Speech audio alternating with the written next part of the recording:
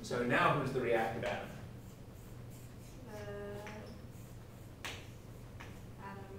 carbon atom with the radical. Yeah, the atom with the radical. So we have to figure out something for it to attack. It's going to attack an HBr. That's right. And who's it going to pick up from the HBr? H. Because we've already added the Br. Remember that when you are forming a bond in a radical mechanism, you have to show the two fishhook arrows pointing towards each other. So let's draw the product from that step.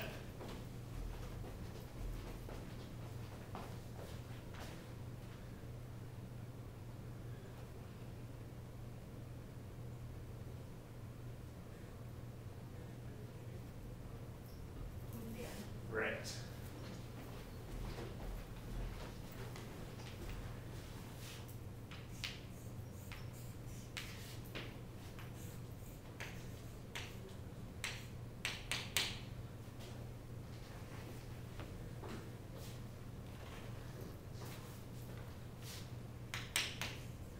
Now we're pretty much done. What is this reactive atom going to go on to do? It's going to go back and do the same thing. It's just going to go back to this previous step. So I'll put a box around. These are the main reactions down here.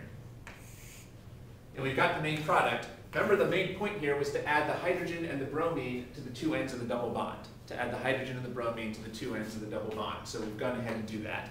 You don't have to show the hidden hydrogen, but maybe it's good just so you can see what changes happened in this mechanism. All right, so a few technicalities here. So notice that one thing that makes this complicated is there's two preliminary steps. We have one preliminary step just to get a radical. It's easiest to first get the radical off the peroxide, but the peroxide is not going to be part of the main reaction. So the role of the peroxide is just to give us this bromine radical to get started with. We need the bromine radical to get started with. And then we have the main reaction. Now here's where I think maybe you had a misstep. I think you probably thought the bromine here was going to take something from the molecule, but now the bromine attaches to the molecule. Remember, the whole point here is to add these two things to the double bond. So the bromine doesn't take anybody anymore, it attaches. The bromine and the hydrogen are always attached to each end of the double Right. bond, but the hydrogen in this case will attach to the more substituted and the bromine will attach to the less substituted. Precisely. Because the bromine is attacking first. As you said before, since the bromine attacks first, it has to go onto the less substituted carbon so you can form the more substituted radical. I don't think I was thinking about putting it on Right. the ends of the double bond. Right. Yeah, that was the main confusion you had at the beginning. I think you were thinking about putting the atoms on these over here. All right, and you might have been thinking that because in the examples I gave you previously, we were putting atoms here. That shows a big trap. Remember, you're not trying to draw a picture that looks similar to the pictures you've seen in the past. You're trying to draw a picture that makes sense based on the principles that you've seen.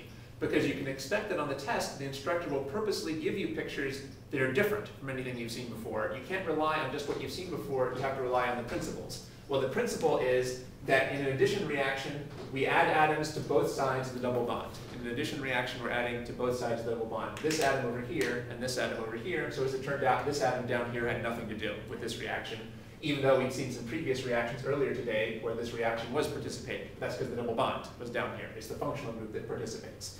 So yeah, this is an addition reaction. These two things are adding to the two sides of the double bond. So eventually, we want to get to the point where we can get the right product without going through the whole mechanism, because it's kind of a long and pesky mechanism down here. All right, so yeah, so the big thing is that they're going to add to the two parts of the double bond. So if you had given me that mechanism, all I would have to do is just put the Br on that side and Yes. H on that side and get rid of the double bond. That's right.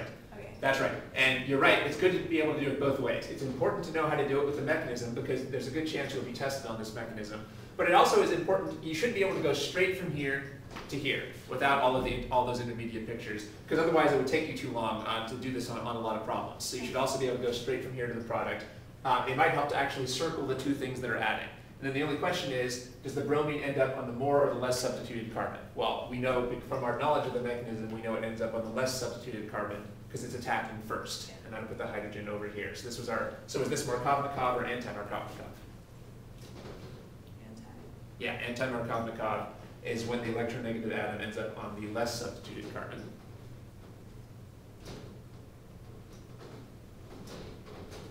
All right, so you're right. if the problem doesn't specifically ask you for the mechanism, it is good to know how to go straight from the starting material to the product, but you should practice the mechanism as well. And again, the way to do that is just take a blank piece of paper and try to come up with a mechanism on your own, and then check your notes and see if you got it right. You just have to keep writing it down over and over until you can get it right without getting confused about that. But you should also be able to go from the starting material to the product. Now,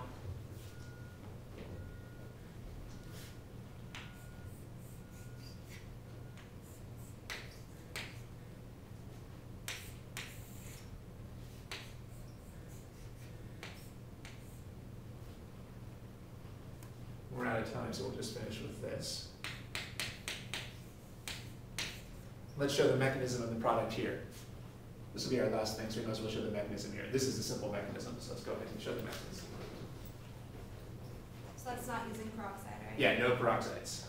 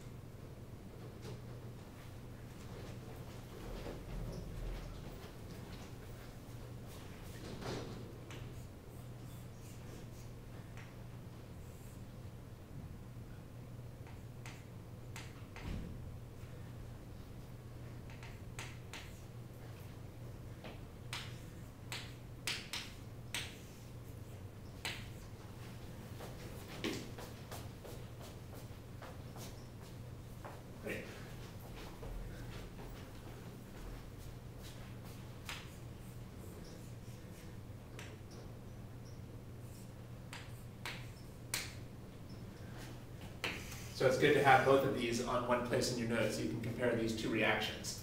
If we do the hydrobromic without the peroxides, we have the normal electrophilic addition. And in this reaction, the hydrogen adds first. And therefore, since the bromine is coming in second, it comes onto the more substituted carbon. Was this Markovnikov or anti-Markovnikov? However, when we have peroxides, we've seen that in that mechanism, it turns out the bromine adds first. And therefore, it's the hydrogen that ends up on the more substituted carbon and the bromine on the less substituted carbon. This is anti-Markovnikov. And the whole difference is basically whether you put in any contaminating peroxides. So you have to watch out for whether they have the peroxides in there or not. So how would we use this on a synthesis problem? Well, if you're trying to put in a halogen on a substituted carbon, you would use this approach. But if you're trying to put in a halogen on a less substituted carbon, you want to use the peroxide approach. This is very useful for doing different types of syntheses.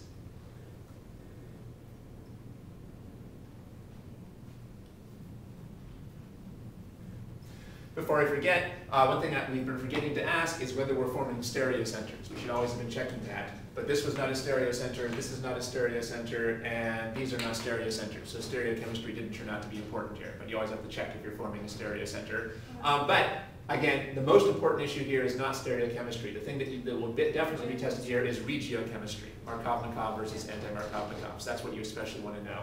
Do you use the terminology E and Z? Yeah, sure. Is that the same thing? That's maybe something we can talk about next time. That's a different thing. Okay. E and Z is stereochemistry around a double bond. So that actually would be a good topic for us to cover for the final. That's definitely would be on the final. Okay. But that's different from what we talked about. So we know that we use R and S for stereochemistry at tetrahedral carbons. But what about the stereochemistry around a double bond? Well, usually people use cis and trans, but there's some situations where cis and trans are a little too simple and you have to use E and Z. So that actually is very likely to be tested, so maybe we'll keep that in mind for another session. That's really another topic. All right, so to finish up here, so I gave you the handout on electrophilic additions. And basically we covered page 1 and the top of page 3. Because we did hydrogenation at the top of page 3. So we basically kind of did half of this. There's a lot of addition reactions, unfortunately. And there's one reaction, remember, that isn't in here, which is the radical addition. So you just have to have that in your notes, because I haven't put that into the handout yet.